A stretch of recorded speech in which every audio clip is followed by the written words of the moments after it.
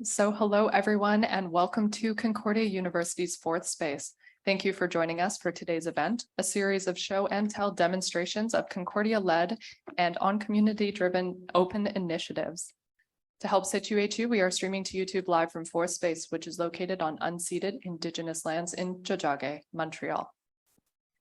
Here at Fourth Space, we work with our university community to mobilize knowledge by co-creating daily activities to examine the research questions and projects in development here at the university. We are running this event as a live stream meeting, so we welcome your comments and questions with a raised hand or via the chat if you're joining by Zoom. For those of you who are here in the space, if you'd like to participate, just raise your hand and we'll be sure to get a microphone to you. With that, it is now my pleasure to hand it over to Concordia University Press Acting Director and Acquisitions Editor, Ryan Van Huijstee. Thanks so much, Jacqueline. Hello, everybody. Welcome to our event, Open for Community Access Platform or cross-platform demos and conversations. I'll be your moderator today, and I would just like to say that I'm happy that we have this opportunity to talk about the range of open access activities that happen at Concordia University, including the press that I work at. Concordia University Press was founded by the Concordia University Library as an open access publisher of books, which means that we produce, if I may say, beautiful print editions for sale. But we also release all of our books for free as open access editions online. More on that later from my colleagues, Saelan, who will be showing our platform for that. So, but this word free is one that I think we must emphasize when talking about open access. Open access means publications, works, or resources that are available for free to the public, most often through electronic means.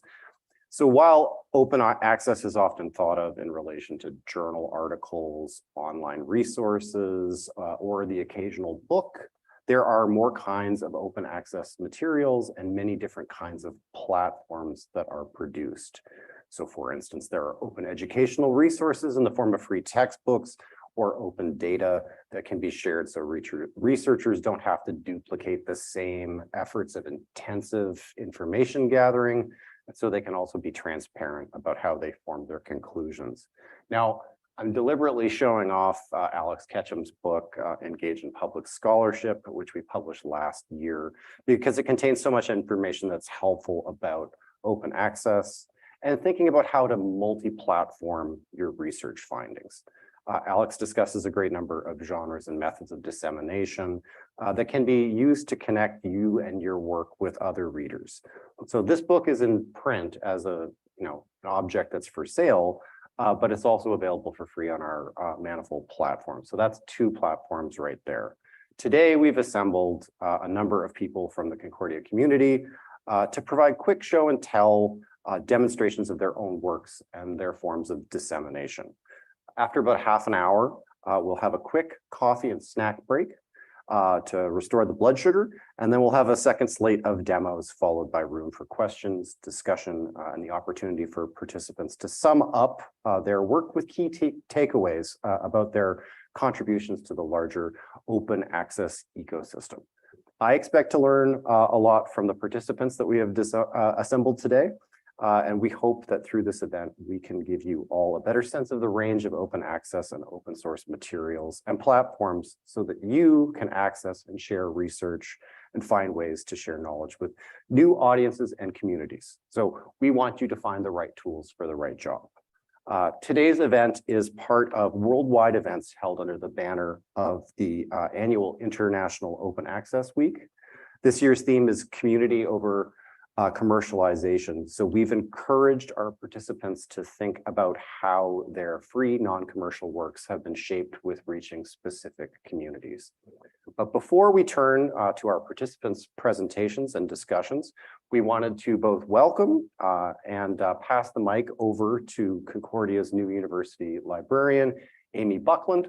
So while this event is the culmination of Concordia's activities for Open Access Week, it is worth noting that OA activities happen throughout the year and that Amy has been advocating for open access like so many other librarians for decades. So please welcome Amy. Thank you. Hi, everybody. I don't know where I should stand. I feel that is very close. I might move over here a little bit. Hi, y'all. Amy Buckland, the University Librarian. I started September 15th, so if we haven't met yet, that's why. I'm so excited and honored. Thank you for inviting me. I've been working in the open space for almost 20 years now in open access and open science. And one of the reasons that this job at Concordia appealed to me, frankly, is because of the work done by y'all and because I'm seeing how much momentum it is growing on campus. So the library will always be here to support you in your open endeavors. And I'm very excited for today. I'm so excited that, so I knew Alex Ketchum before this book, before the press, because she was so open with her scholarship, and her scholarship is about food and queer folks, and I am a fan of both of those. So I found her, and it's been a lovely friendship ever since. So I'm extra stoked that that is the book that we're talking about to kick off. I recall you're cited in this work as well. Well, yeah, you should probably say also cited because she invited me very early on to participate in one of her first early Zoom calls. So thank you so much for attending. Let's get to the good stuff, and I'm gonna hang out at the back, I think. Thank you, Amy, so much. So first up, we have Saelan Twerdy, the editorial coordinator at Concordia University Press, one of my beloved colleagues, and he's going to be demonstrating just briefly how our manifold platform works, as well as give an example of how the markup features can be used or how accessibility features can be employed by the platform. Yeah, so let me just share my screen here 1 second. Thanks again for joining us today. Very happy to be here with my friends and colleagues.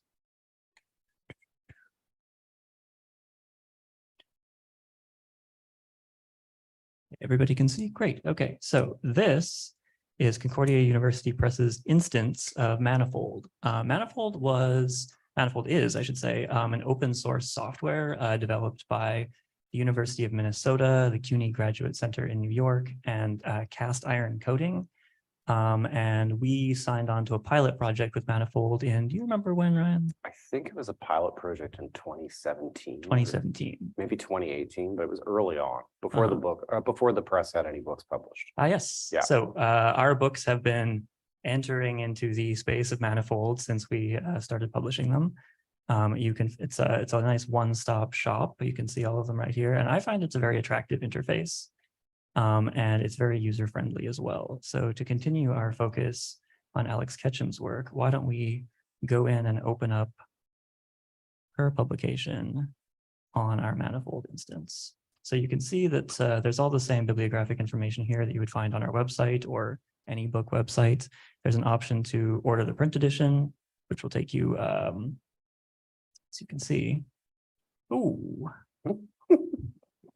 That's embarrassing. It looked like it was linking to our website. It really, briefly. yes, it did. Crash. Hopefully that's Zoom related. I'm gonna check that later. Sure. Okay.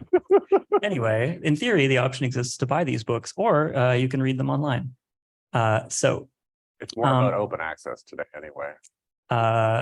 There is also the option to download a PDF for this book. You can see that if you want to scroll down, you can see the whole table of contents. An option that exists in Manifold that we hope to make more use of in the future is that you can also associate resources like videos or other document files with the publication. We haven't explored that so much, but we look forward to the chance. Within the Manifold Reader, which is web-based, there's a lot of really exciting features. So I am logged in here already. And Zoom features are blocking my access. It's not that. There we go. So up here in the corner, you can see little icons for this one is for annotations, and this one is for view. And those allow you to do some pretty neat things with the way that you're interacting with the book. If I just open this up, I have a couple of annotations saved here already that we can use to skip around. Chapter 1. So you can both highlight and annotate the text. Clicked on my first annotation, which takes us to the environment, social and economic conditions in which scholars are presently working, marked by digital technologies and climate change, matter. So insightful. This is an example of a highlights. This is an example of an annotation. And there's also the option here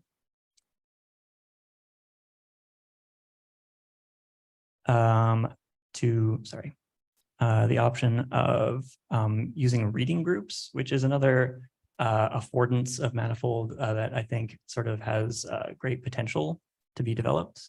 But you can share annotations and highlights with people in a reading group. And that has happened for Ingredients for Revolution, Alex's second book with us, where it was adopted by a course and they were using it for that purpose. Awesome. Yeah. So another thing you can do is if you go to the view options, you can see both your own highlights and potentially ones that other people have left in the book.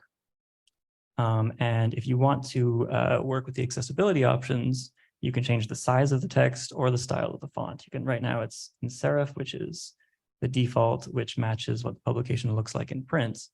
But sans serif is often easier to read on a screen. You can change it to that. You can make the text bigger or smaller. You can change the margins. You can make them narrower or wider. All very fun. Or you can go to dark mode if you find it easier to read that way. Brilliant. Thanks so much, Saelan.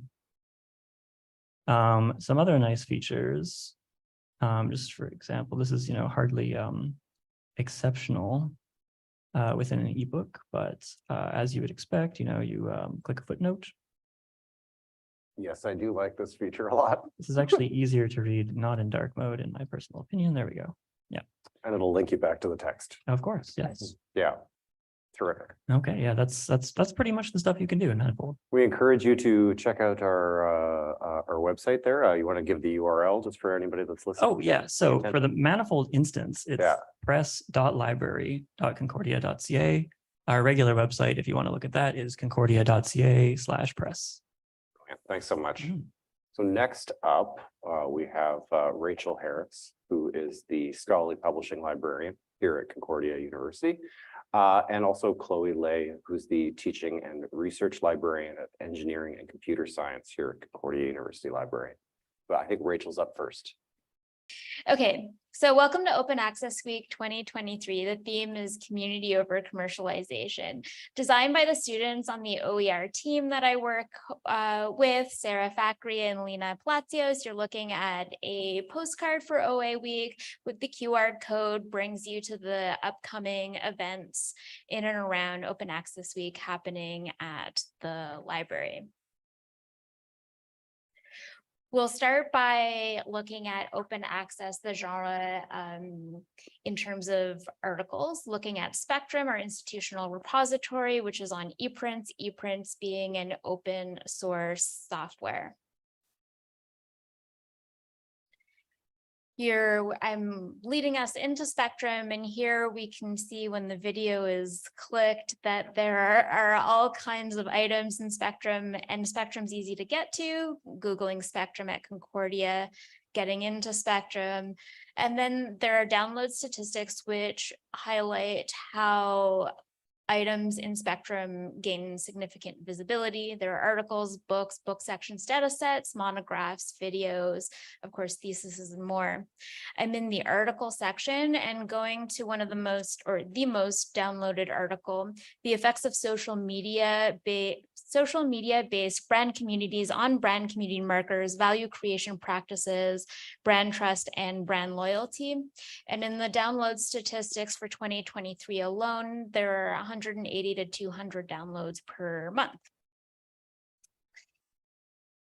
And I will skip over the next slide, which is Spectrum's ORCID's integration into Spectrum. So we'll skip over that. And moving right along to open data and data with Chloe. Sure. So open data, one way that the library is engaging with open data is through its involvement in research data management, or RDM for short. While there are many different aspects to RDM, I just want to mention something very quickly, and that's data repositories. And specifically, we have a platform. Next slide, please. called Borealis or Dataverse. So this is where Concordia researchers could go to deposit their data and make them openly available. And Concordia has its own instance. It's a bilingual platform, and all the data are hosted on Canadian servers. And it can accommodate a wide range of file formats because, as you know, research data could mean very different things for different disciplines. So once your data are in this platform, they will become discoverable in Google, which will in turn help you raise the visibility of your research, which is a big benefit of sharing your data. Thank you. Then moving on to the next slide. Open source. So open source is another area that the library supports open. In and around Open Access Week, there has been various forms of open source related instructions. So Zotero for bibliographies, Open Refine for messy data, Linux, which is an open source operating system, and Open SCAD for 3D modeling. And part of these workshops are done with the technology sandbox in the library. And what you're looking at now is an open source project, so developed by Francisco Beria.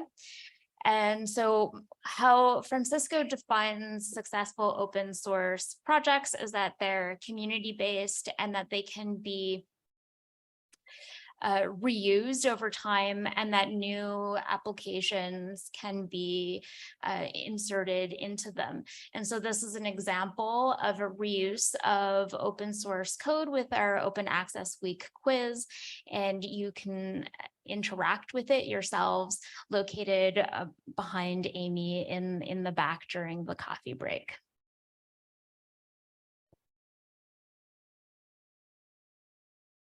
The library supports open through our open educational resource programs and with open textbooks. So our open textbooks use Pressbooks, which is an open source platform for publishing open textbooks. And with the growth of OER, open educational resources, there may be open textbooks that already exist out there that can be integrated into Concordia classes. One of the tools that we've developed is the OER by Discipline Resource Guide, and students every year, Concordia students, contribute to the mapping of existing open textbooks with the courses that they are taking. So that's worth checking out. And another way that we're supporting our open textbook program is through the Pressbooks user guide. So Lena Palacios and Sana Ahmad have been really instrumental to this particular project. And what we're trying to do here is make it very visual how interactive learning, so the H5P components, how accessibility and how multimodal learning can be integrated into Pressbooks. And so you'll get a sneak preview of this user guide by clicking to the next link,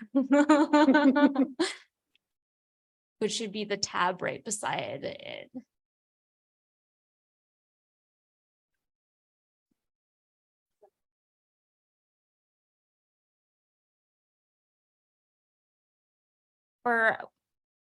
Okay.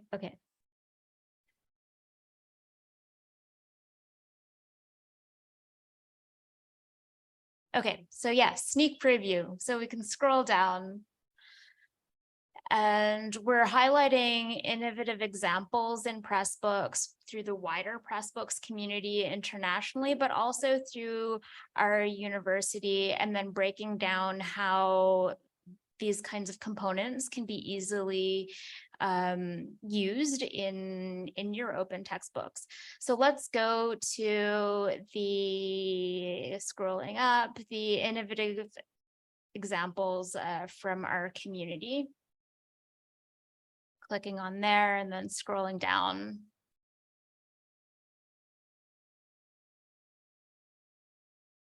And then maybe quickly clicking on the video. And then scrolling down. So this tab is from the wider community, and in the one next to it, if we could go to the chapter next to it in the red, right at the very, very, very bottom, very, very bottom, like very, very bottom in red. Yeah.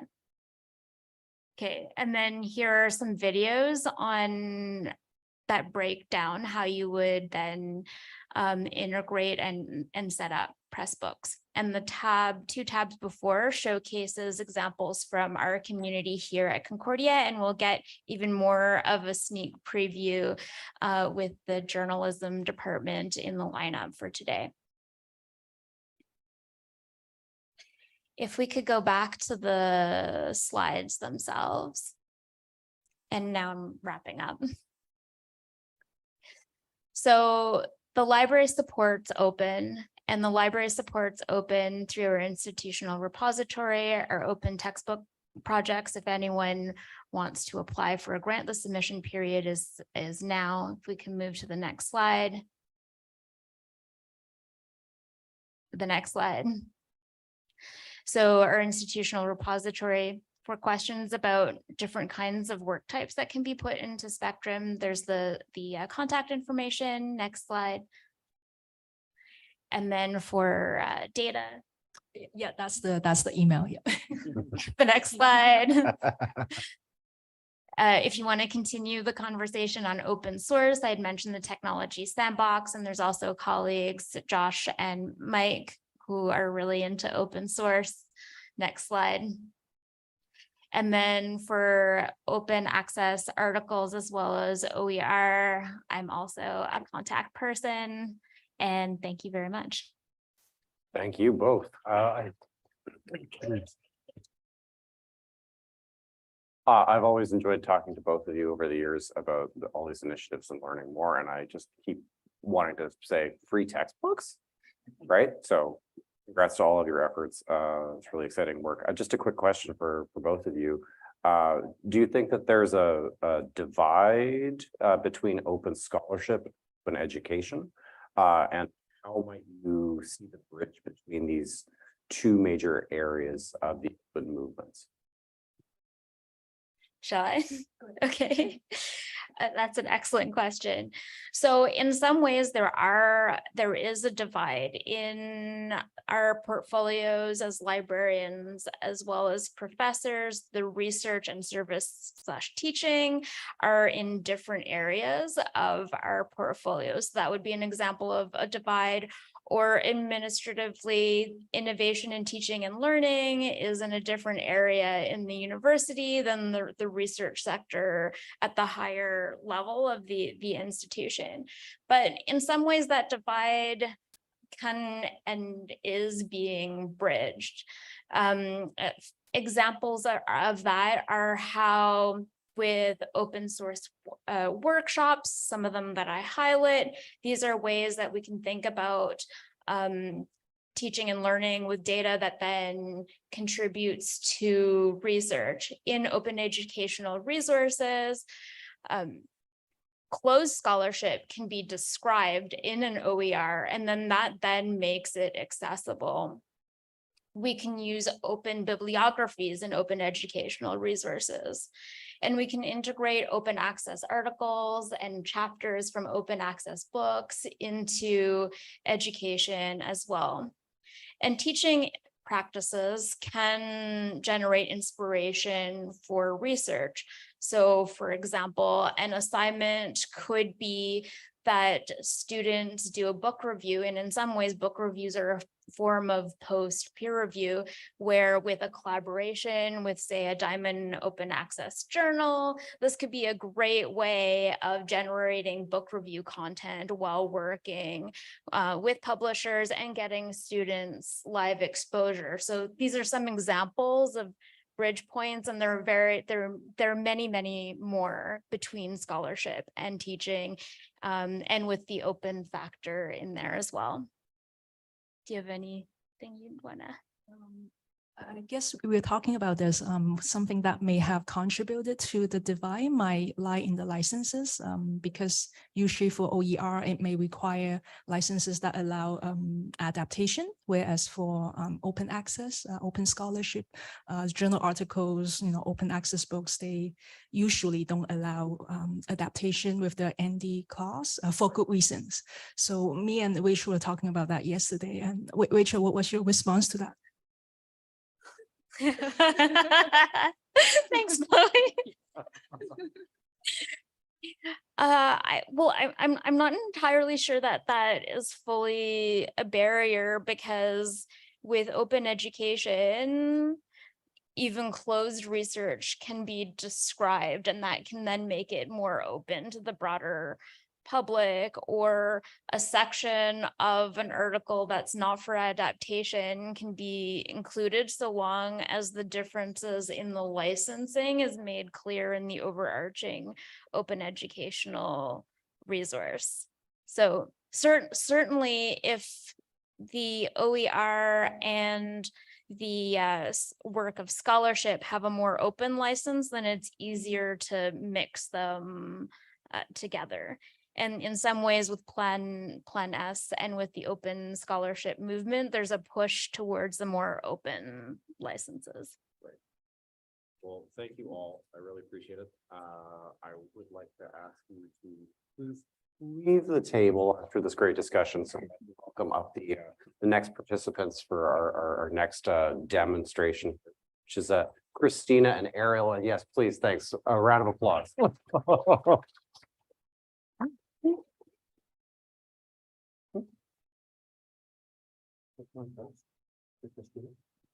I have Cristina up first. Okay, Yeah. cool. Mhm.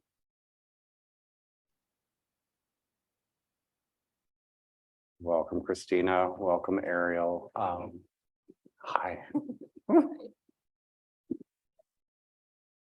Could you introduce yourself? Oh, sure. Because I'm sure I have you down. Oh. I'm sorry about that. Yeah. Hi, everyone. I'm Andrea Hunter. I'm the chair of the journalism department. Thank you. I'm very here much. with Cristina. That's me. Hi, Cristina. So Cristina is a digital journalism instructor here at That is Concordia as correct. well. Yeah. That's- Thank you. Awesome. Thank you all for having us. I'll just share my screen because basically what we're going to do is run through a chapter of our book, or a working chapter of our book. So essentially this journey began at the beginning of 2020, and what we're sort of framing it as is a multimedia piece of journalism to teach multimedia journalism in our department. So what we uncovered is in the OER space, there isn't really much with regards to journalism teaching or learning, other than maybe some theoretical concepts, a lot of communications theory, but nothing that was very journalism hands-on specific. So this book is designed to essentially be an instructional tool for our journalists in our undergrad program to learn the ropes of very concrete journalism skills. So this is our interviewing chapter. It's actually divided into 3 different sort of sections. The pre-interview, the actual interview, and post-interview. And you'll see there's graphics kind of scattered through. So one thing that was really important to us was having that sort of visual thread throughout. Some of them might actually not be working. I know there were some technical difficulties we observed before. So if it looks a little bare, that might be why. But a huge part of what we're trying to do is also integrate H5Ps into the project, because, like I said, we're teaching multimedia journalism. Multimedia is a huge part of that. So we need audio examples, video examples. So we've been creating a lot of our own work to do that. And here, for example, we have samples of sending an interview request and so on and so forth. But for us, the multimedia aspect was definitely a must. This book is designed for our capstone class, which is the digital magazine, where students have to produce multimedia journalism to graduate, essentially. But the idea is that this would act as a means to kind of streamline our entire undergrad program, because that course encompasses all the skills you would learn from start to finish. So our idea is that, if a professor in a writing class wants to reference this or use this to teach the ropes of interviewing for their intro to reporting class, they could use it. Maybe Andrea, you could speak to some of the faculty collaborations, because this book has also been a hugely collaborative process, I think, with many in our departments. Okay, Yeah. I'll keep it short. It's okay, the camera doesn't have to go on me. I'll just talk quickly. It's been a really great experience, a fun experience having, because I'm not sure if I've done a count about how many of our faculty members have been part of this full-time, part-time, our instructors. Each chapter could have between 3 to 5 people. I was trying to do a count, maybe more, working on it. So I come from audio. I worked in radio a lot. So I've done a lot in the audio chapter and also contributed to the pitching chapter, that type of thing. So it's been a really interesting piece of work that way to bring in so many people. I'm going to use it next term, the audio chapter, in my second year radio class. So they won't have, their next step will be the capstone class, but I'm going to use that audio chapter in second year. I just finished teaching first year's audio, and I wish the book was ready already because it would have been so useful for that class, but I'll be using it next year if I'm teaching that class again. So I think it's been really, anyway, in my experience, I've collaborated before, but I don't think with so many different people. And, you know, Cristina, much credit to her, has been sort of the lead bringing us all through and making sure everybody's organized. I think it's important from a procedural way we found to have somebody like Cristina who is sort of having a big sort of look at everything, and then bringing in all the different faculty that we can, sometimes to do writing, but sometimes we just need them to be an editor and look it over to make sure that, you know, we're doing things the way we want to. Okay, I'm going to pass it back to you, Cristina, to show things. Yeah, I'll just wrap quickly. I'm noticing some of the H5Ps are definitely not working. So I think it might be a browser issue. Like here, we definitely have some interactive activities where students can look at a story and kind of put the right pieces in order, do practice writing exercises and things like that.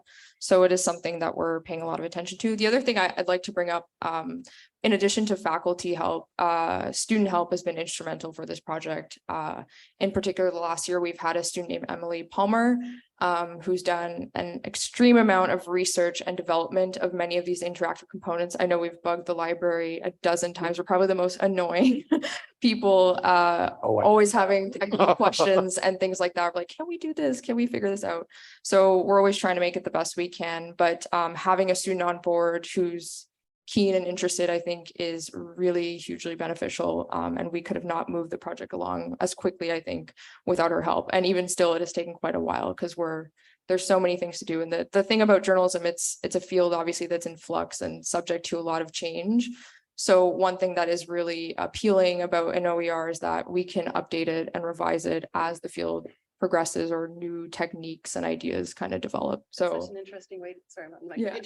It's just such an interesting way to start something, knowing that it can change, it can and will change. So yeah, I agree. That's an important part of it. And I don't think, to the best of our knowledge, a book like this doesn't exist.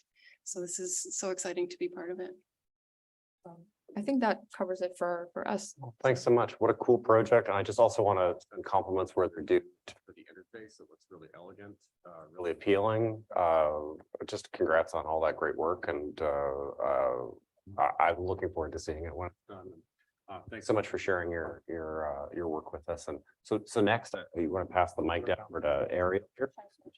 Ariel Harlap is an instructional designer at the Center for Teaching and Learning, who's here at Concordia. I ask you to please share your work with us. Awesome. Apologies for my voice. I'm just getting over a cold. So thanks so much for having me. It's such a pleasure to be with you all today. So I think I'll do the same. Well, maybe I'll just give a short intro. So yeah, I've been working at the Center for Teaching and Learning for about a year. And when I started, one of the things I wanted to look at was the website. And I was tasked with seeing how can we revamp the website, and we're essentially faculty facing. We also serve TAs, but a lot of our work is partnering with faculty and improving their teaching excellence. And so it's always challenging to provide longer form resources on a website that's largely geared towards promotional activities. And so when I started looking at, okay, how can I improve some of these longer resources, I looked around for what was available, and luckily came across Rachel offering Pressbooks. And yeah, so I wanted to stick with a resource that was already going to be supported at the institution. And this seemed like a great way to provide self-paced learning, especially because it can also integrate these H5P activities that make it a little more interesting. So I'll just share screen. Okay, so yeah, for a long time, there was this project, the Teaching Academy, that has been, moving forward, moving back, and then kind of stalled during the pandemic. And the idea was to have a space where faculty would go and be able to take these certified courses. So I guess the first one in the Teaching Academy that I brought over from a WordPress site into Pressbooks was a Pressbook on course design. So it's basically consists of 4 sections, one on learning outcomes, assessment planning, instructional planning, and course alignment. So it's basically using the backwards design model. I'd say it's trying to get like the basics. It's not like, going into different philosophies of pedagogies, but hopefully is a good starting point. And then for each of these sections, I guess this one is the most fleshed out. So we have also, this one is cool. So this page, we're trying to, in this case, I'm trying to basically scaffold how can I help faculty practice the concepts they've learned using in this case, the documentation tool in H5P. And so they can, write their learning outcomes. You can create a new one like, right. It's hard to do it with one hand, but write a learning outcome. I'll abbreviate it. Okay. And then you could, rate for yourself, like how well am I meeting these different criteria for what are good learning outcomes? Well, this one is, so-so. So I'll give it a middle star. and then I can create a Word document, export it, and I could, send it to someone at the CTL, Center for Teaching and Learning, and get their feedback, especially on the ones that I'm not so sure about. Here's another H5P activity for self-assessing. So, I can distinguish my teaching objectives from my student-focused learning outcomes. So these are all things that are covered earlier in the chapters. And then, a few reflection questions.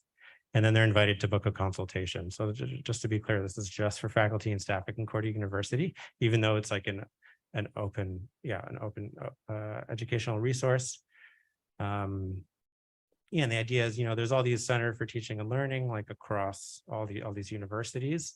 Why not share, all these professional development resources with them as well? So that's one example. Here's another one on active learning, which is basically learning by doing.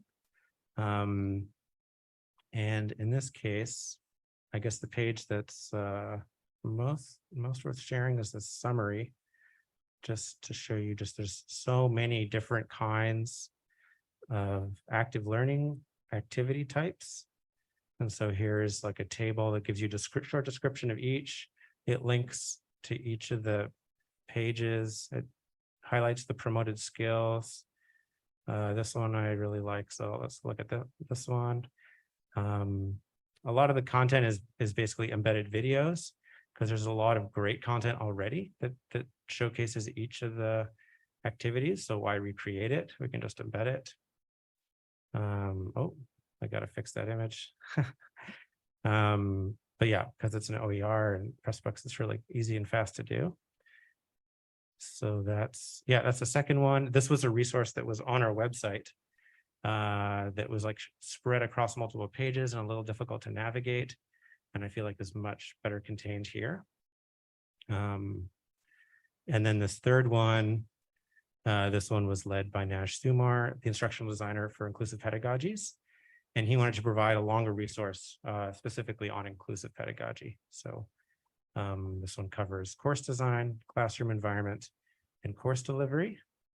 And I just want to remind myself which page I wanted to share. That's all right. Let's try this one. Learning activities. So in this case, it's much simpler. So there's like, you can quickly scan across to see, yeah, the considerations that you might use, like at this level. And then I just impacted the impact, so you can get a sense of why you might want to do this. And then we've started, but haven't finished, expanding on examples. So as an instructor, you can start to think about, oh, okay, like I can see it in a practical use case. Yeah, and that's where we are. The hope is that, we'll finish up the Teaching Academy press books and like stamp them to distinguish them from the non-Teaching Academy ones that aren't credentialing.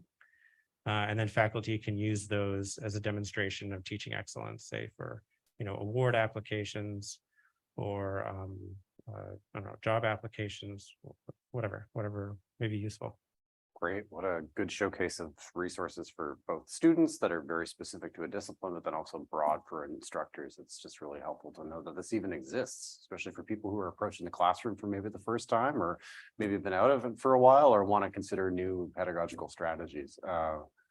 This leads me to a question I wanted to ask just to the group because of this related material here, but when it comes to open access, how do you see the trajectory of sharing knowledge from your disciplinary practices to the classroom and then towards the wider public?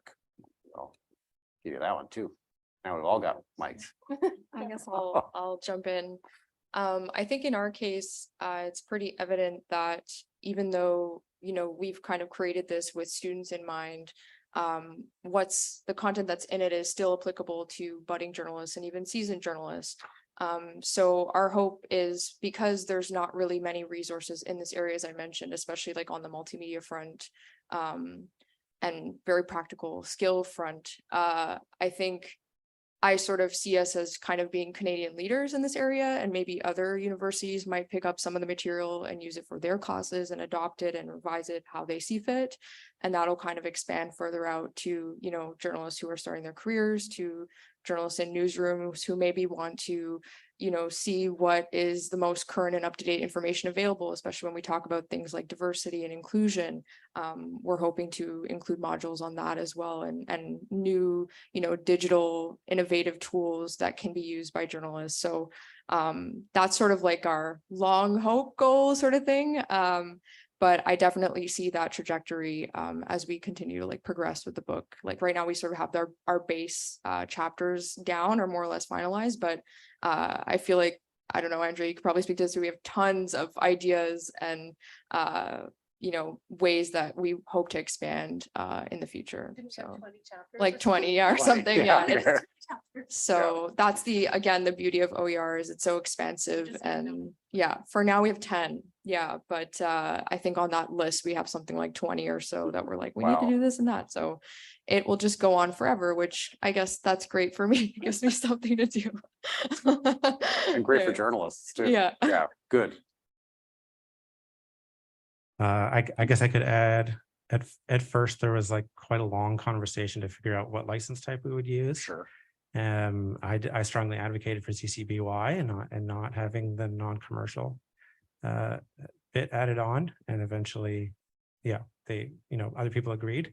People who would ultimately make the decision, not me. Sure. So yeah. So yeah, I'm really happy about how that enables other centers for teaching and learning, or other, any other place that is supporting faculty in their professional development, whether it's within a university or not. And yeah, I would love to see it being, adapted and expanded, because it's really just a start.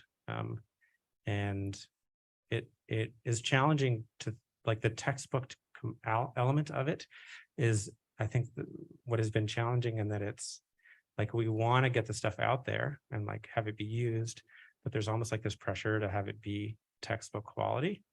Whereas on the website, I don't know, for whatever reason, even though it's published, that pressure seems to be less felt. Okay. Right. So yeah. Oh, well, I just want to thank Andrea, Cristina, Ariel so much for sharing more information about your work. Please, a round of applause for them, for all of your efforts. We're going to take a quick 10-minute break for any biological needs or blood sugar requirements. We have coffee and snacks at the back of the room, which we encourage you to consume. And then we'll gather back here for 2 more panels of presentations. Thanks very much. For us.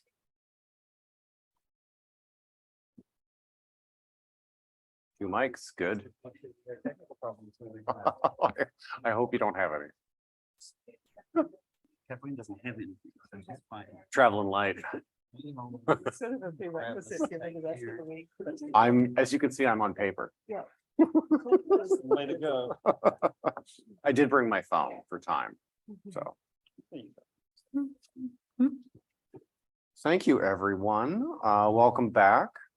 Just wanted to let everybody know that when we're all wrapped up here on the other side of this giant screen where we're really showcasing all of these platforms, we have monitors or laptops, I should say, that are displaying. Oh, look at the grand reveal.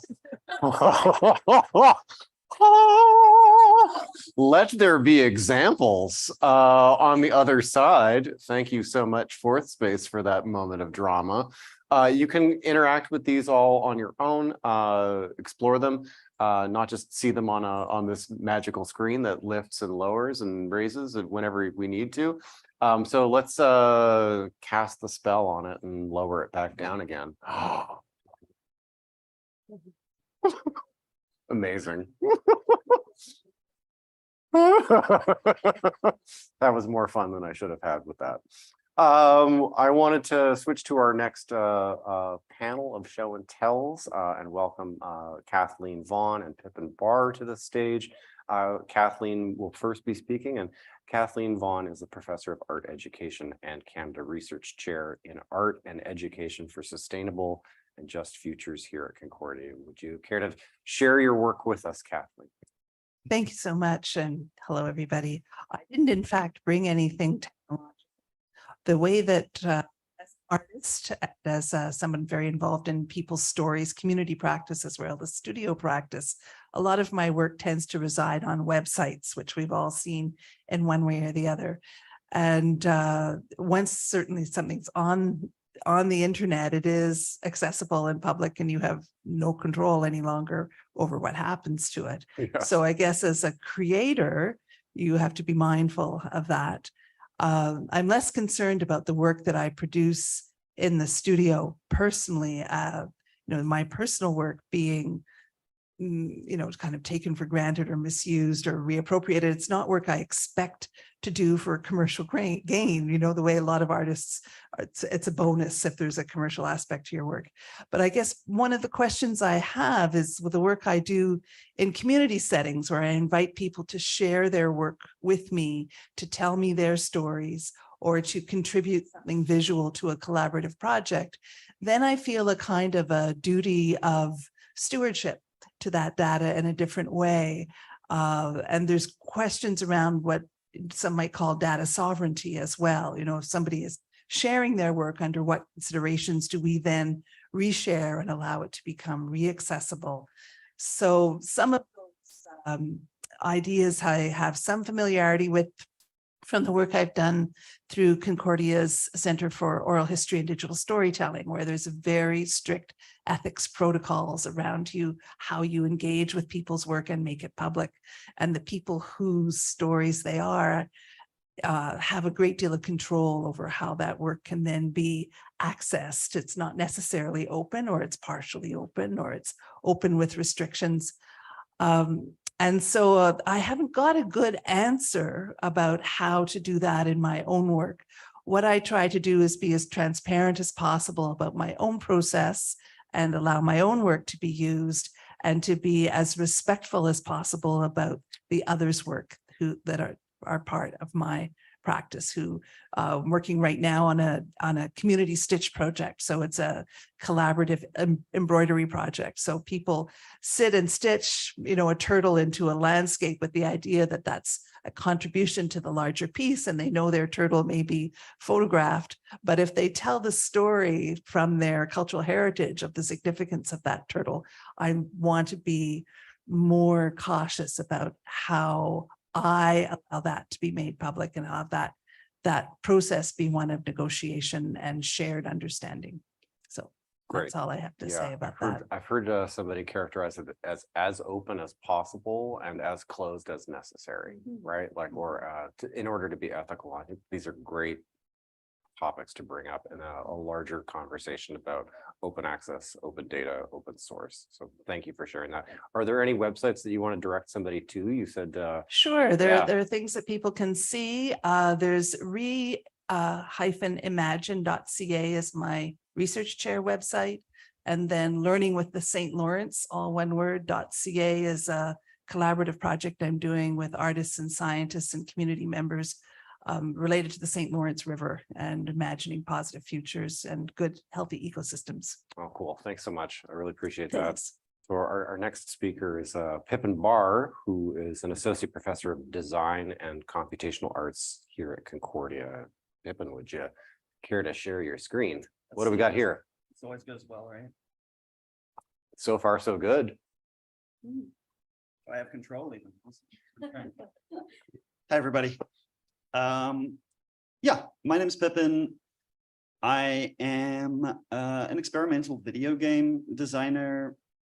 And one of the big things I've done for a long, long time now in different guises is try to keep really fastidious track of the process of making a game and not just the final output. And that's been becoming kind of more and more fanatical the longer that I've been doing it. And so I want to talk about the kind of the latest iteration of the fanaticism and what it looks like now. And I want to talk about it through the lens of the thing that I'm working on right now, which is a game. Game is too strong a word. It's a thing that's a kind of about shadows in a particular game engine called Unity. So it's about looking at shadows and thinking about them in a virtual space. And it's called VR5. One of the things I always do is I start the web presence of a project I'm working on as soon as I think of it. So it's not a thing that's backloaded. It's at the end. The thing is finished. Now it's time to kind of present it to the world. It's always there. And as the project progresses, it kind of the website progresses. It becomes more and more a real thing. And the most important part of the website to me, I suppose, apart from the game itself, is the process documentation, which is something that I make public. And at this point, this is the subject of a research project I do with Rila Khalid in Computational. She's my wife. I'm married to her. That still works out great. And Jonathan Lessard, who's also in my department. I'm not married to him. That's also totally fine. We're doing well together as well.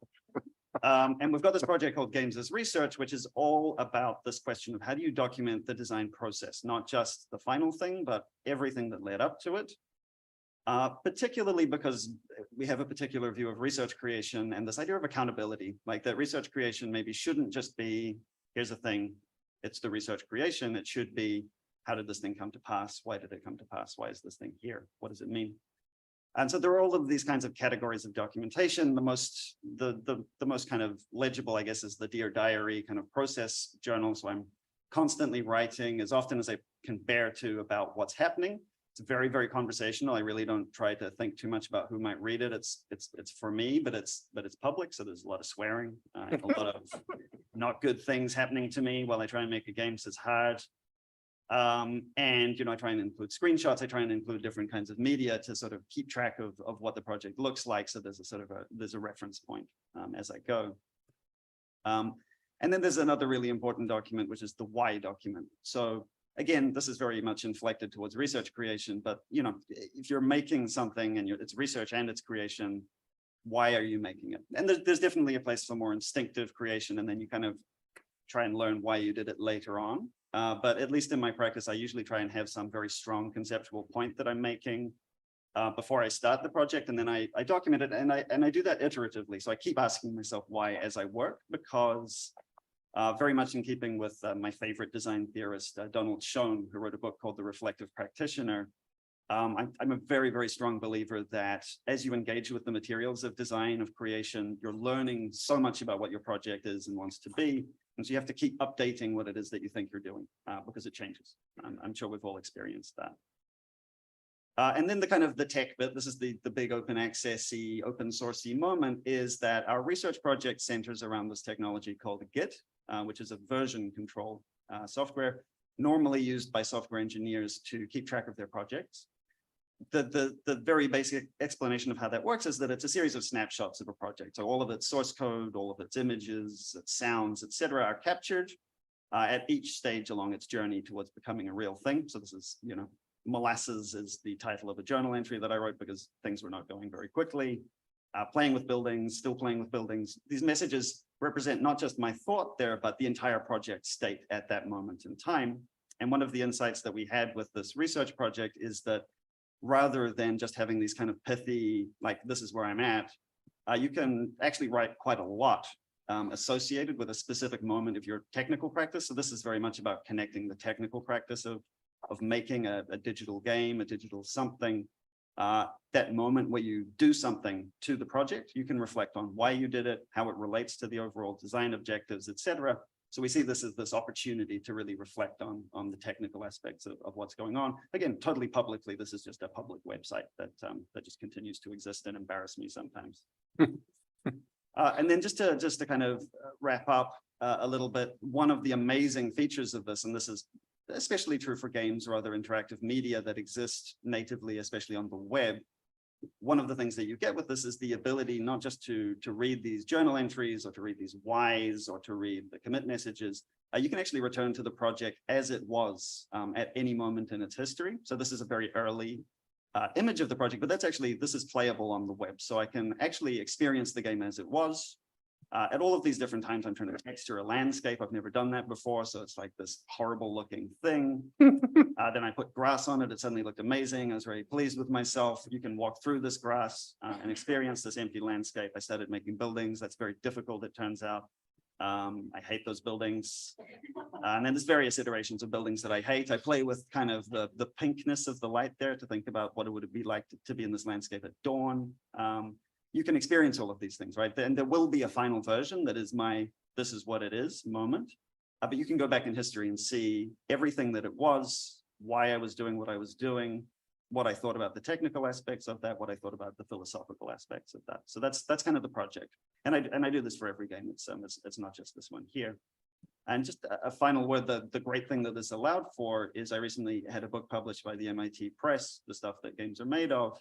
And it's really because of this process documentation, the open sourceness of it doesn't really matter, but keeping track of process allowed me to write this book. The book is actually open access too, so it's a nice little connection to all of this. But it's an incredibly powerful tool, not just for liberating process and making it available to everybody, but to then also recrystallizing it into something more formal, like a book or a paper or something like that. So it's very valuable to do that work, I think. Thanks. Terrific. Thank you. Thank you both. And before we wrap up this panel, I just kind of had a general question for both of you. Thinking about particularly with research creation here, what might open education or open access or open data or open software mean or look like for research creation? Which ways are you anticipating it? Or are there possibilities that you would like to see? Well, I'm not a software person. You might have already gathered that. But I think what Pippin's doing is really important in terms of documenting that process at a fine comb level in whatever way, whether it's digitally ultimately or in notebooks or in stitching or however. I do believe that that's an important part of our public accountability, especially if we have research grants for our funds, whether they're internal or external. We're using people's money to do our work. So to have that be accountable and be accessible in some way is important. I also think there's just way too much information out there generally. And no, so not to be facetious, but how do we make sure that we're actually contributing productively with the information that we're developing with the openness that we're providing, because it also takes time and strength to doing the work that you do. You're not doing something else, the opportunity costs. So I don't have a good answer to that, but those are things that I will be thinking about as I try to work forward with more open access. Yeah, I mean, Kathleen is incredibly wise, as we know, so I don't want to tackle that territory, but I think so a couple of the things I've been thinking about, apart from H5Ps, which I only learned the meaning of just recently, is I think it's one of the things I like about our project is reaching for solutions that are already there as a way to engage with this stuff. I think there's definitely a place for making new platforms and doing this work in specific ways that really serves specific ends. But I think that there's a lot of value to everybody kind of conglomerating around some kind of existing solution so that we've got this common ground, common ways of doing things, and interoperability, which, version control and Git is kind of serving that purpose for us. And then the thing I'm thinking about the most as I listened to everybody, and one of the things I liked, I think, about Manifold, right, was the name of the, That's right, the software. Like, one of the things I like about that platforminess is that as social media dies and spins around in the toilet and gets flushed away, we need places for community. And the book club thing struck me as a really interesting, nice use of this kind of openness as ways to form communities around something more specific than just our personalities. So I think there's something really interesting to explore down the line there, especially. Thank you. Those are very helpful answers. And I keep thinking about a colleague who had said, use the existing infrastructure. We don't have to keep rebuilding the wheel if the wheel works, right? So that's great. Please, a round of applause for Pippin and for Kathleen. I'll ask you to leave the stage, and I want to invite Beth, Michael, and Faisal up here, please.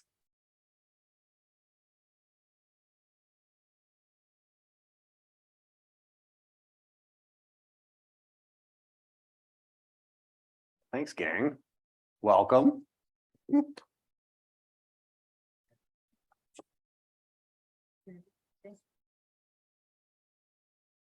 So we'll be starting with Faisal Shennib.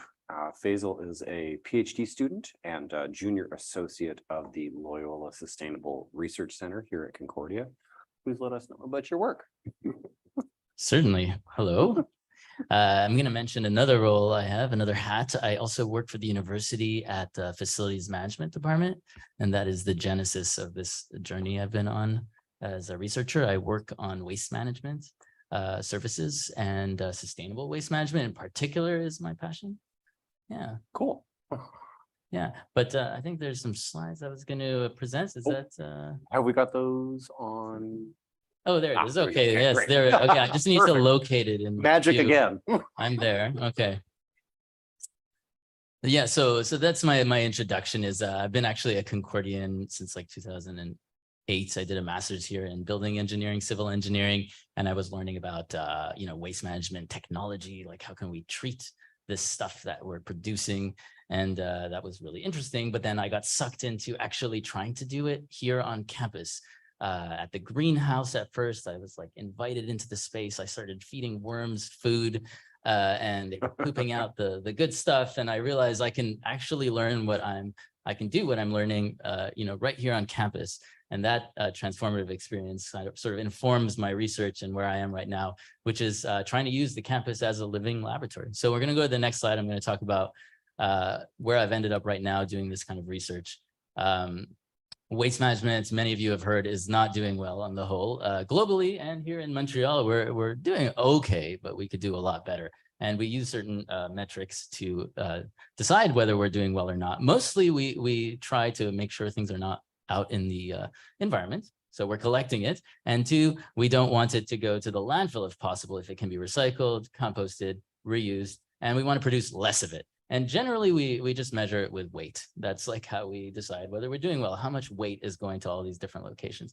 And here at Concordia, we try to set a zero waste goal because at some point we realized after doing these things called waste audits, where we literally dig in the garbage and collect samples and weigh all the samples of what category they're supposed to go into. 90% of what we throw away generally should be recyclable, compostable, or reusable. And this pattern repeats itself pretty much across like, North America, Europe, or wherever really in the world. Most materials are technically divertible from the landfill. And so we set these zero waste goals with this like very naive idea that we could actually do that. And then we don't end up doing it. And then we wonder why. And so my research is trying to study this stuff by improving how much data we're collecting using wireless sensors in waste infrastructure, so community level waste infrastructure. And because really, we actually don't have a lot of data on waste. So yeah, there's a lot of problems about waste. We're not measuring enough. We're sending it to the landfill because it's cheap, it's easy. I'm gonna go to the next slide. There was a recycling crisis that we all learned about not so long ago, where we realized what we were sending to recycling wasn't really getting recycled. It was mostly getting shipped somewhere else, a lot of them to East Asia, and they started refusing it because it was so contaminated that they couldn't even afford to sift through it to try to recover value. And then generally, there's lots of confusion that leads to this problem because there's so many material types these days that we deal with so regularly that it's actually very difficult to know what to do with materials. And I get asked this question all the time as an employee of the university: what can I do with this little knickknack and this little piece of plastic or composite material? And it's actually almost impossible to try to represent all of that information in a concise way at the point where people need to know it. And let's be honest, most people don't have time to do all that research to really understand what needs to be done with it, the best possible solution. So on to the next slide. There's a lot of then opportunities to improve and a lot of ways that research could help, leading through an evidence-based approach on how we can reach these goals, which are really important for the future of humanity. So, like I'm talking about these kind of abstract level goals, but the sustainable development goals that are sort of behind me here, and responsible production and consumption is one of them. We are definitely not consuming responsibly as a planet. We're consuming way more resources than we have the capacity to sustain. So we do need to study this more methodically. We need more data to do it. So we need to understand people and their behaviors as well. And we need to understand what policies actually work to nudge people in the right directions. There's so many unknowns. It's actually overwhelming once you start digging into the literature. And there's very little consensus on like the right approach to get there. So my goal is really to look at Concordia as this campus, try to implement certain existing sensors that can measure waste more real time, feedback to users, the right instructions on how to sort things, understand how waste is flowing in this community, and see if we can actually use that to uncover opportunities to do better things with it locally instead of far away. So we have all of these initiatives here at Concordia that try to do better with what we have. We have a Center for Creative Reuse that we operate. It takes materials and just gives it a place to rest for a little bit. And then people come and explore, and they often come away with something they wouldn't have realized they needed. But it's just giving it that moment to pause that makes it able to be activated. We have like a plastics recycling initiative here, and we have an e-waste reuse initiative that's teaching people how to repair electronics, making thrown away electronics available to the community. So these things also sort of feel like they're operating in secret, like you don't really know about this stuff probably.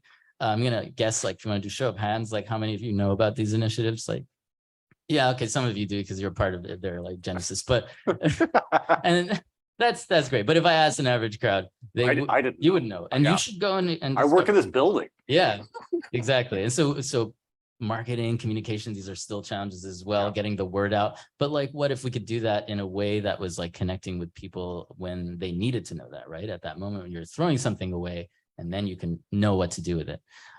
So that's sort of like a bundle of stuff that's going into my research. Next slide. And we're calling the research project, it's not even just my own now, there's a bunch of people involved, Open Waste, this idea that we need to open up access to this information about waste, which is like a secret hidden world, not just like what happens to it later, but even just what's happening to it right here, right now. What should you do with it? Where is it going exactly? How much of it's being collected for what purpose? So we're collecting a community of passionate stakeholders who want to do something different, who want to get involved in software development, to create apps that help people decide what to do with their waste, that want to integrate, you know, a microcomputer into a waste bin that's connected to a screen that will tell you how to dispose of it properly and identify the material. So you don't have to like key it in and know the terminology for like this particular type of composite plastic. You're not going to know how to look that up. Let's be honest. So that's the concept. It's open in a few different ways. Next slide. And right now we're putting together a big group of partners, including like an industry partner that does smart waste bins, our local like initiatives that do reuse in different kinds of ways, sort of actors on the provincial scale, as well as like sort of municipal waste advocacy groups. Next slide. Yeah, and we really want to increase participation as much as possible, make people able to access this software and like iterate on it with us, and consider the security and privacy implications of like tracking people's materials that they're throwing away.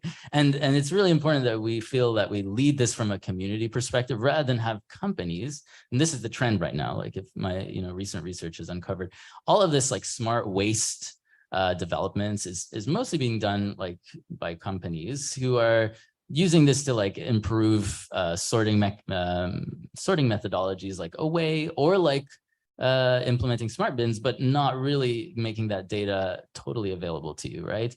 And how they're doing it is not really made available to you, and what they're going to do with your data is not necessarily like made in your control. So I think it's really important that communities take ownership of this trend and develop their own kind of way of doing this better version of like smart waste.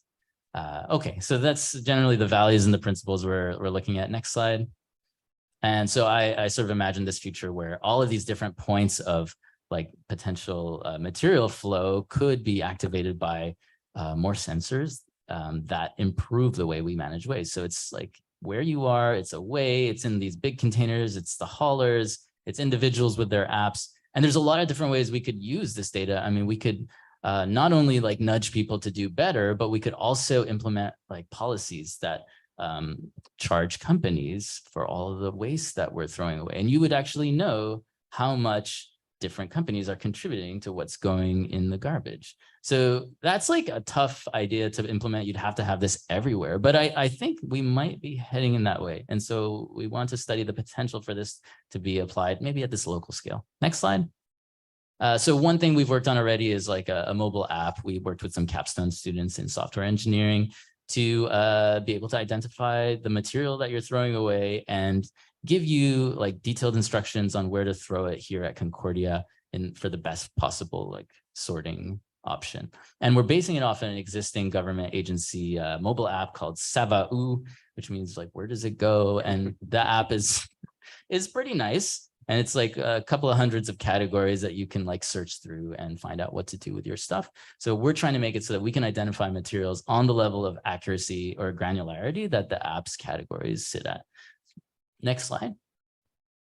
So we've got also these smart waste bins that are currently on the 7th floor of the hall building. And right now they just have like a loop of video feeds, like showing you different items that could go in each waste bin. And they have a weight scale at the bottom. So they tell you how much you've recycled, composted, landfilled, and they give you an encouraging message when you throw something in. But they also have a little slot for a camera. So clearly they were thinking of this future application. I got in touch with the company, and that was like one of the origins of one of my research projects, which is like, let's develop a computer vision model that will detect what you're throwing away and give you feedback on one of these smart bins. So we're going to add like 7 more of these stations around the campus, and you'll be able to interact with them. And maybe you'll answer some survey questions about, how motivated you were, or like how much you know about waste. And we'll be able to develop like psychological models about what makes people sort waste properly or not. So that's like a long studied topic that also could use a lot of like real world validation through sensors that we're going to explore. Next slide. Finally, we're going to also interact with like our community reuse centers like we talked about, and try to help them activate their materials more. Because like I said, right now it's just like there, and if you go there, you can discover the stuff, and that's cool. You can email them and ask them if they have something. But I envision a future where like we use the same kind of technology that Amazon uses to nudge you to buy new stuff, but to nudge you to go and get used stuff instead of new stuff, because we need that. We need to know what's out there that we actually want and that's available nearby. It shouldn't just be buying new. So like a recommender system is like an AI system that based on past patterns of consumption nudges you to get something that you might want that's similar. So we could do that in a reuse center. We're also going to track waste at these like central collection points on our campus. So we'll put all this information together and hopefully there'll be something interesting we'll learn and we'll all have fun doing it. Next slide. If anybody wants to get involved, there's like a link there and you can fill out a form. Yeah. Cool. What a great project. Thanks. Yeah, really interesting. I really appreciate the time and great presentation. And we're getting close down to the wire and time. And sorry, it always falls to the last, but we do have about I think another half hour before Fourth Space needs to shut down and go for the weekend, as they should. So our next presentation, I think, is a co-presentation, yes, between Elizabeth Bloodgood, who is an associate professor of political science at Concordia University, and Michael Lenczner, who is a fellow at the School of Public Policy and Administration at Carleton University, and the CEO of Ajah. Well, please tell us what you're working on. Great, thank you very much. So actually there's interesting overlaps here, this idea that open data provides a great starting point for community partner collaboration. And a lot of our presentation is actually about the platforms by which this is done and how different platforms can enable or shut off different kinds of interactions. So our kind of case study is the Global Register of Nonprofit Data Sources, which we call GRINDS. You can add your own vowel as you wish. Or the tagline is How I Learned to Love Tax Forms. So I am Beth, and I'll let Mike introduce himself briefly. You want to grab the microphone? Yeah, there you go. Yeah. Push anything? Hello, I'm Michael Lenczner. Yeah, CEO of a company called Ajah that helps as a management consultancy focusing on helping nonprofits with their data. Which is perfect because we need a lot of help in academics as a form of nonprofit. If you wouldn't mind changing to the next slide. So the purpose behind GRINDS was to catalog data and information that national nonprofits have to give to regulators. This is some of the most official information out there. It's hard to get sort of glimpses into what charities and nonprofits do because sometimes they don't want to share if things aren't going well or if they think they have too much money or too little money. So this is one way of getting information about these organizations that otherwise can be a little bit closed. And the benefit behind this is it allows nonprofits to go to their governments and to push for, advocate for different kinds of information, more information, better information, so that they can do their jobs better. We as academics, I get sort of kind of skim off of that so we can do cool research because of that. But really the goal behind this collaboration is making sure that the nonprofits can own their data, own their story, and they can work with regulators to provide the best environment so they can do their task as well as possible. But of course, in order to make this work, you have to, sorry, if you need to go to the next slide, I don't have control. You need to have sort of a good environment in which you can have sort of researchers able to find this information, to use this information. So this is the FAIR's principles that come off of the website. This works really well for academics. It doesn't work quite as well for communities. So I would change a couple of these. So in order for this to be useful for communities, it has to be useful data. So it's not just that you can reuse it, but it's actually useful. So it's data that they can get their hands on and they can do something with. And I would also add that it has to be data that has some room for interaction. Right, so it's not a one way. You don't pick up the data, carry it a couple of feet and drop it down. You have to kind of work back and forth to see, right, what it is that the nonprofits need. Are you actually providing that? If not, how can you provide that more and better? So we looked at sort of a series of different public platforms, right, starting from the more academic ones, but again, different platforms make it differently able to work better with community partners to give them, again, information that's useful and that they can also put their sort of their imprint upon. So sorry, if you go to the next slide. So again, this is this idea that we're starting from the forms that say what it is that organizations have to report, right? Typically tax forms are kind of intimidating, scary, the thing of your nightmare. They're not very interesting, but actually it turns out they say some really interesting things about what the government cares about from nonprofits. As you can see here, this is a Canadian tax form in which they care about sources of foreign funding, right? This might resonate with concerns about foreign interference right now. So by looking at these forms and especially comparing across governments, it's interesting to see which things governments care about in their nonprofit sector, what kinds of things they want them to report, how do they report. Again, these forms could be useful across countries so that nonprofits can get new ideas about how to work with their governments to make the forms more useful to them. But again, who wants to look at series of hundreds of pages of tax forms? And so we started to then kind of code these to make them easier to look at, easier to compare. If we go to the next slide. So again, all of this data is put onto, this is the Concordia Dataverse at Borealis under the grind source. In many ways, this sort of source is very, very useful because it does provide standardization. It provides sort of good sort of DOIs that allow you to give citations. It also allows you to sort of check versions as things change over time, as they inevitably do. So on this site, you can find actually PDFs of the forms. One of the issues we found is that the internet changes. And so forms vanish. And as governments change, sometimes they want to hide things. So it's sort of nice to have a repository to keep track of the history, again, to see how things change over time. So this is very useful for academics. Again, it does do a lot of the basic things you need in terms of open data, but it's not quite so user-friendly. So we also have another sort of more public-facing infrastructure. If you can go to the next slide. So this is the Grind's website, which is much, as you can even see, right? It even looks nicer. It looks more friendly. It's more opening. It's more welcoming. It's more useful, again, for the public partners to look at. It provides also sort of, it can be seen as a form of metadata. So it provides the bigger context by giving background about who is it that makes the rules? Who is it that takes the form? Who is it that reads the forms? What are the general rules? So for instance, you won't find fields on forms about illegal behavior because if it's not possible, people won't do it. So if you're looking to see why you don't find this, it's useful to know it's because it's not legal. So if you can't accept foreign funding, the government's not going to ask you about your foreign funding. And so we have to link the laws to it as well. And again, right, people matter, right? So again, right, academics times to think about the data minus the people, but people are making the forms, they're remaking the forms. And so knowing about the regulator is also very useful. So again, I think this provides a better way of collecting information. We have, again, the ability to work with nonprofit partners. So they have more of a sort of input into what the projects and the products look like. There's also places for sort of questions and answers. And so this, I think, is sort of a more useful tool for working with community partners.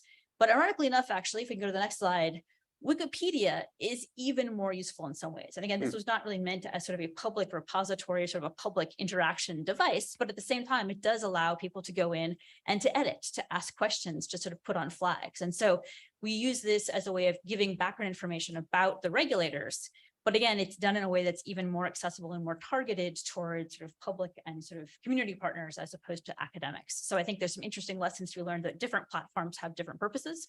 Again, they're all open. But again, I think this is more useful in the sense that it gets us far away from the raw forms and data dumps to instead having things sort of in a conversation with people who are reading this. So thank you very much. Terrific. Thank you. Thank you both. That was really, really compelling. This is a kind of question that I have for all of you because of your related work in these areas. But you know, I guess in summary, sort of like what communities do you think you're aiming to reach, and in particular, also what commercial forces, if any, are you working against? Thinking of commercialization and community here. So community over commercialization, kind of wrap up the theme for this week of OA. First stab at it. So, I mean, I think I mentioned like we're really trying to work with local circular economy initiatives in particular to try to drive engagement to them. And just like people who are passionate about waste management and want to see it improve.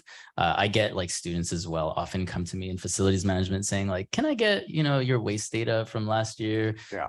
And then I have to like look it up in my file folder and be like, okay, where's that Excel document? And then I realized at some point we should just like put this out there like all the time. And then I can just be like, look there. And then I realized that they probably want more data. And so, I mean, it's students, it's researchers, it's practitioners. And then in terms of like community versus commercialization, I sort of hinted at it, but like there's a lot of private like data being collected right now by companies about what we throw away.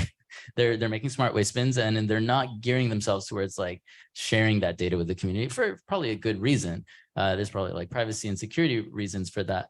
But I think we can structure it in a way where like communities can kind of take ownership, data sovereignty of like this waste information and make that like a prototype that we can share with the world. I can imagine, you know, companies will one day want to know what you're throwing away so they can sell you more stuff. And that will defeat the purpose of this project, I think. So anyway, this is me like imagining, but. Can you repeat the first question, actually? Well, it was really like, what communities are you aiming to reach? Particularly what you're talking about, you know, nonprofits, NGOs, but then, you know, is there a specific kind of community within that area that you're thinking of? And then also like, what commercial forces are you working against? So I've done a lot of university community collaborations over the years, and I really, you know, constantly find value in them, not just for myself, but for the nonprofits that we work with. And I've done it from both the nonprofits perspective, only recently kind of been working in the private sector as a consulting organization for nonprofits. But there's these different niche groups within, the nonprofit sector, like the accounting people, or the computer people, or the governance nerds, kind of stuff. So being able to understand specifically, which audience you're looking to connect with and who can really use that information is important. There's the organizations that represent how the nonprofit sector organizes itself to be able to speak to policymakers is through these, associations of nonprofits. Sure. And that's probably the people that we're looking to speak with. One part of our role in this project, besides talking about the need for it and kind of validating that with Elizabeth, that need for the nonprofit sector, is understanding how to disseminate back to the nonprofit sector. So the difficulty of, having people to be aware of the university repository, that is a great resource and is dedicated tool for this, but it's going to be hard to let people know about it. They're not going to be at the association and conferences necessarily. So the website's great, but we were encouraging Elizabeth to put this on Wikipedia. So for academics, it would be self-serving for them to be putting up their own research on Wikipedia, but for us to be saying like, no, not only can you have knowledge to contribute, but actually your papers and the papers that you produce are really valuable resources, conference proceedings, all that, to be links to add to Wikipedia, because that's where my community or the people that we're closest to are going to find it most likely. Right. Then, compared to coming to a library and doing research. Sure. For commercialization, obviously, we're an example of how the nonprofit sector has consultants to offer different services. So there's the pro and cons of commercialization. Certainly we live in a world where we're treated too much just as buyers and sellers of things and recipients. But part of, I think, the challenge, and again, getting this information to be used and consumed, is figuring out the business models for it. So I think it's for us, seeing like the over professionalization of the nonprofit sector in some ways, and consultants like myself coming in and offering a lot of services is definitely a problem, but also in thinking about some of these issues are going to be picked up by intermediate. Some of these data products need to be transformed in order to be useful, and the way that often that happens is through commercial products. So that's a longer conversation. Right, so sure. Makes me think of. That'll be Open Access Week 2024. We'll see you there. I want to thank you all. Please give a round of applause. And thank you to all of our participants today. We've got about 15 minutes, I think, for just general mingling. There's more snacks and treats and so on. And I encourage you all to talk amongst yourselves and provide each other with takeaways of what you feel like you can contribute to another person's work, or what you really think is the sort of the main point of what you're doing right now. I want to thank Force Space as always for their technical know-how, their miraculous screen that does so much. Thank you as always, and thanks to all of our participants. Happy Open Access Week. And let's find more ways to get free stuff out into the world. All right. Thanks, everyone. Thank you to everyone for joining us for this week and this event. It was part of Open Access Week. We will be ending the live stream right now in the Zoom, but reminder that is already available on YouTube as of now if you want to go revisit, or if you want to share with your colleagues and friends. Thank you again, and we'll see you soon, and we hope you have an excellent weekend.